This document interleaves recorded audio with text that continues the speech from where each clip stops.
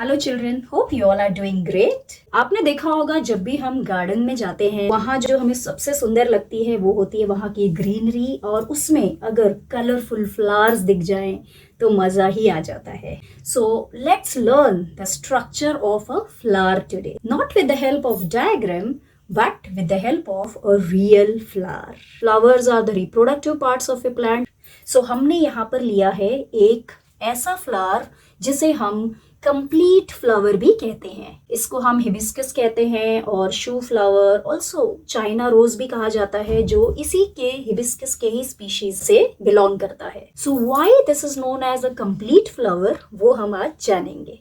Okay, so let's begin with the outermost layer.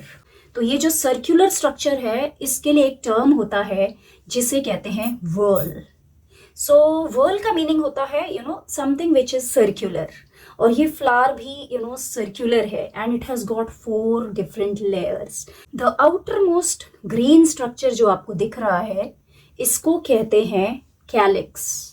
This leaf like green structures जो आपको दिख रहे होंगे, okay, so these are known as sepals.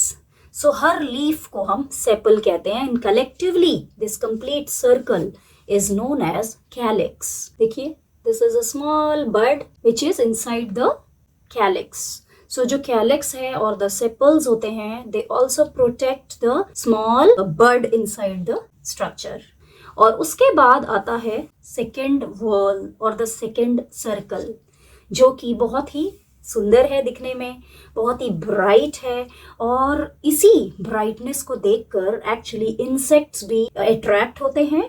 Because of those insects pollination happens. Okay, so जो हम थोड़ा बाद में जानेंगे। So now let's first see what this second layer is named. So इसको हम कहते हैं corolla. Okay, and this corolla consists of brightly colored parts known as petals. Her leaf जो एक पिंक कलर का सुंदर सा है इसको हम कहते हैं petal. Now comes the third layer. Third layer is known as endometrium, which represents the male reproductive part. It consists of so many yellow-like structures which are connected with thread-like structures.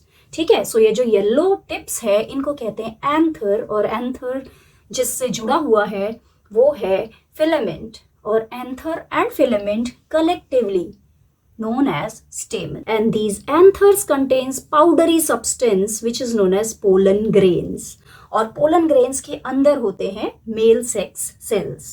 Now let's see the central part of the flower or the fourth whorl which represents the female reproductive part. ये एक filament structure है। देखिए, filament like structure है which is swollen at the bottom and then extended into a stalk like structure.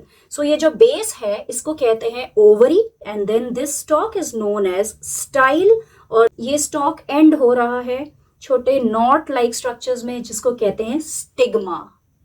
Okay, और ये जो ovary है इनके अंदर होते हैं ओव्यूल्स, और which produces the female sex cells. The ovules and ovary finally develops into seeds and fruits respectively. And since this flower consists of both the male reproductive part as well as the female reproductive part, इसीलिए इसको एक bisexual flower भी कहते हैं। Bisexual और a complete flower. Okay, हमने इसके stock के बारे में बात नहीं की which is known as pedicel.